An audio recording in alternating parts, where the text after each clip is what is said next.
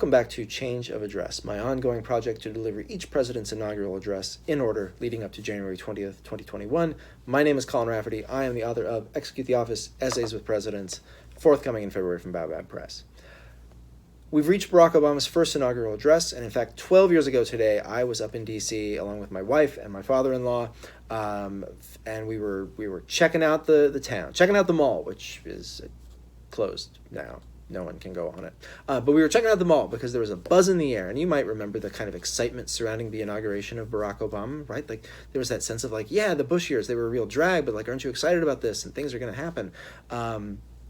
And so we were walking around and you know, they were setting things up, and there was a stage down by the Lincoln Memorial, so we couldn't go to it, but we were walking past it, and then suddenly we start hearing a guy singing "This Land Is Your Land," and I look up, and it's Pete Seeger and Bruce Springsteen, and holy cow, like, that for me, that kind of encapsulated, like, that feeling of like anything could happen here, right? Like, we are through the darkness, and all right, like, this land is your land, and this land is my land, like, all right, America.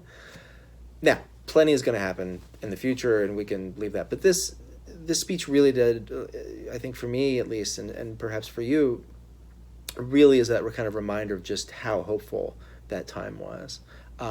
So it's the first inaugural speech to mention Hinduism and Judaism and atheism, which is notable enough. Of course, it's also the first speech delivered by an African-American president, but we all knew that going into it. Yeah, it's a solid speech. So, without further ado, here is Barack Obama's first inaugural address. My fellow citizens, I stand here today humbled by the task before us, grateful for the trust you have bestowed, mindful of the sacrifices borne by our ancestors. I thank President Bush for his service to our nation, as well as the generosity and cooperation he has shown throughout this transition. 44 Americans have now taken the presidential oath. The words have been spoken during rising tides of prosperity and the still waters of peace. Yet every so often the oath is taken amidst gathering clouds and raging storms. At these moments, America has carried on not simply because of the skill or vision of those in high office, but because we the people have remained faithful to the ideals of our forebears and true to our founding documents. So it has been. So it must be with this generation of Americans. That we are in the midst of crisis is now well understood. Our nation is at war against a far-reaching network of violence and hatred. Our economy is badly weakened, a consequence of greed and irresponsibility on the part of some, but also our collective failure to make hard choices and prepare the nation for a new age. Homes have been lost, jobs shed, businesses shuttered. Our healthcare is too costly, our schools fail too many, and each day brings further evidence that the ways we use energy strengthen our adversaries and threaten our planet. These are the indicators of crisis, subject to data and statistics. Less measurable but no less profound is a sapping of confidence across our land, a nagging fear that America's decline is inevitable, and that the next generation must lower its sights. Today I say to you that the challenges we face are real. They are serious, and they are many. They will not be met easily or in a short span of time. But know this, America, they will be met. On this day, we gather because we have chosen hope over fear, unity of purpose over conflict and discord. On this day, we come to proclaim an end to the petty grievances and false promises, the recriminations and worn-out dogmas that for far too long have strangled our politics. We remain a young nation, but in the words of Scripture, the time has come to set aside childish things. The time has come to reaffirm our enduring spirit, to choose our better history, to carry forward that precious gift, that noble idea passed on from generation to generation, the God-given promise that all are equal, all are free, and all deserve a chance to pursue their full measure of happiness. In reaffirming the greatness of our nation, we understand that greatness is never a given. It must be earned. Our journey has never been one of shortcuts or settling for less.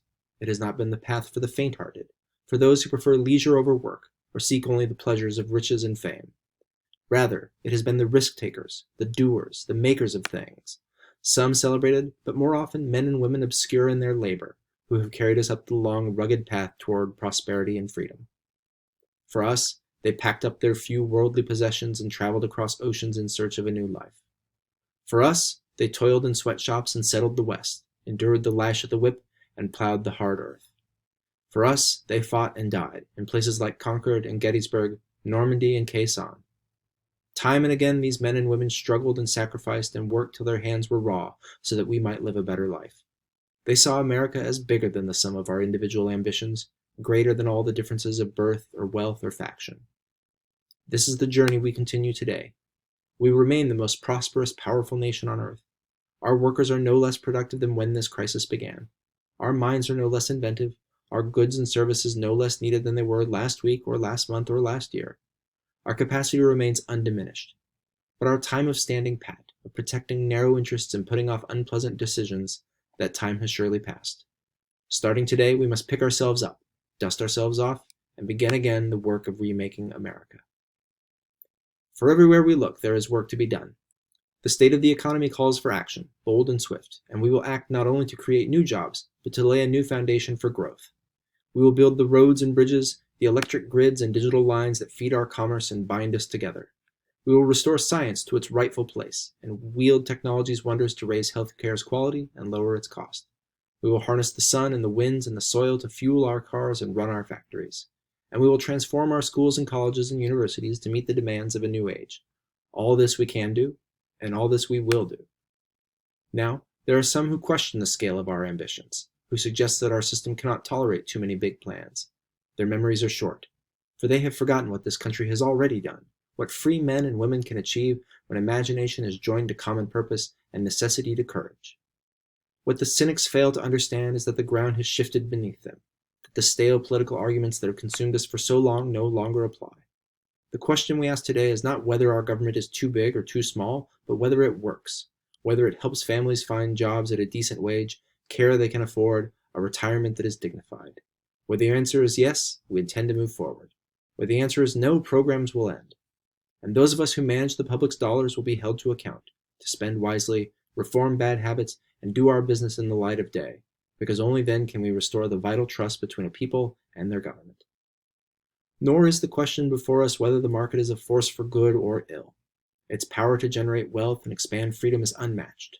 But this crisis has reminded us that without a watchful eye, the market can spin out of control, and that a nation cannot prosper long when it favors only the prosperous. The success of our economy has always depended not just on the size of our gross domestic product, but on the reach of our prosperity, on our ability to extend opportunity to every willing heart, not out of charity, but because it is the surest route to our common good. As for our common defense, we reject as false the choice between our safety and our ideals. Our founding fathers, faced with perils we can scarcely imagine, drafted a charter to assure the rule of law and the rights of man, a charter expanded by the blood of generations. Those ideals still light the world, and we will not give them up for expedience's sake. And so to all other peoples and governments who are watching today, from the grandest capitals to the small village where my father was born, know that America is a friend of each nation and every man, woman, and child who seeks a future of peace and dignity, and that we are ready to lead once more. Recall that earlier generations faced down fascism and communism, not just with missiles and tanks, but with sturdy alliances and enduring convictions. They understood that our power alone cannot protect us, nor does it entitle us to do as we please. Instead, they knew that our power grows through its prudent use. Our security emanates from the justness of our cause, the force of our example, the tempering qualities of humility and restraint. We are the keepers of this legacy. Guided by these principles once more, we can meet those new threats that demand even greater effort, even greater cooperation and understanding between nations. We will begin to responsibly leave Iraq to its people and forge a hard-earned peace in Afghanistan. With old friends and former foes, we will work tirelessly to lessen the nuclear threat and roll back the specter of a warming planet. We will not apologize for our way of life, nor will we waver in its defense, and for those who seek to advance their aims by inducing terror and slaughtering innocents, we say to you now that our spirit is stronger and cannot be broken. You cannot outlast us, and we will defeat you. For we know that our patchwork heritage is a strength, not a weakness. We are a nation of Christians and Muslims, Jews and Hindus, and non-believers. We are shaped by every language and culture, drawn from every end of this earth, and because we have tasted the bitter swill of civil war and segregation, and emerged from that dark chapter stronger and more united, we cannot help but believe that the old hatreds shall someday pass, that the lines of tribes shall soon dissolve, that as the world grows smaller, our common humanity shall reveal itself, and that America must play its role in ushering in a new era of peace. To the Muslim world, we seek a new way forward, based on mutual interest and mutual respect. To those leaders around the globe who seek to sow conflict or blame their society's ills on the West, know that your people will judge you on what you can build, not what you destroy. To those who cling to power through corruption and deceit and the silencing of dissent, know that you are on the wrong side of history, but that we will extend a hand if you are willing to unclench your fist. To the people of poor nations, we pledge to work alongside you to make your farms flourish and let clean waters flow, to nourish starved bodies and feed hungry minds. And to those nations like ours that enjoy relative plenty, we say we can no longer afford indifference to suffering outside our borders, nor can we consume the world's resources without regard to effect. For the world has changed, and we must change with it. As we consider the road that unfolds before us, we remember with humble gratitude those brave Americans who, at this very hour, patrol far-off deserts and distant mountains.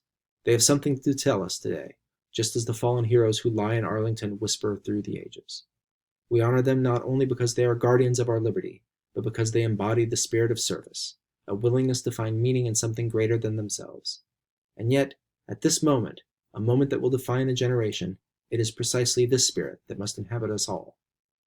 For as much as government can do and must do, it is ultimately the faith and determination of the American people upon which this nation relies.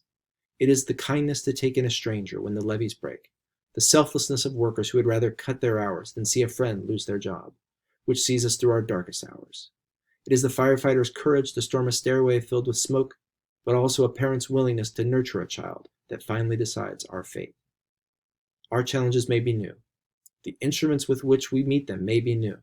But those values upon which our success depends, hard work and honesty, courage and fair play, tolerance and curiosity, loyalty and patriotism, these things are old. These things are true. They have been the quiet force of progress throughout our history. What is demanded then is a return to these truths. What is required of us now is a new era of responsibility, a recognition on the part of every American that we have duties to ourselves, our nation, and the world, duties that we do not grudgingly accept but rather seize gladly, firm in the knowledge that there is nothing so satisfying to the spirit, so defining of our character, than giving our all to a difficult task. This is the price and promise of citizenship. This is the source of our confidence, the knowledge that God calls on us to shape an uncertain destiny. This is the meaning of our liberty and our creed, why men and women and children of every race and every faith can join in celebration across this magnificent mall, and why a man whose father, less than 60 years ago, might not have been served at a local restaurant can now stand before you to take a most sacred oath. So let us mark this day with remembrance of who we are and how far we have traveled. In the year of America's birth, in the coldest of months, a small band of patriots huddled by dying campfires on the shores of an icy river. The capital was abandoned. The enemy was advancing. The snow was stained with blood. At the moment when the outcome of our revolution was most in doubt, the father of our nation ordered these words be read to the people.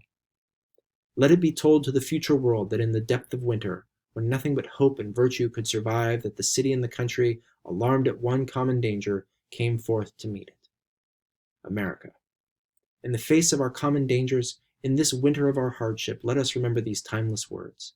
With hope and virtue, let us brave once more the icy currents and endure what storms may come. Let it be said by our children's children that when we were tested, we refused to let this journey end, that we did not turn back, nor did we falter, and with eyes fixed on the horizon and God's grace upon us, we carried forth that great gift of freedom and delivered it safely to future generations. Thank you. God bless you, and God bless the United States of America. Barack Obama's first inaugural address from 2009, and really a kind of masterful rhetorical work here, right? It doesn't over-rely on certain phrases and structures, and yet ties in the kind of wide swath of American history, but also of America as well. It's good stuff. It's good stuff.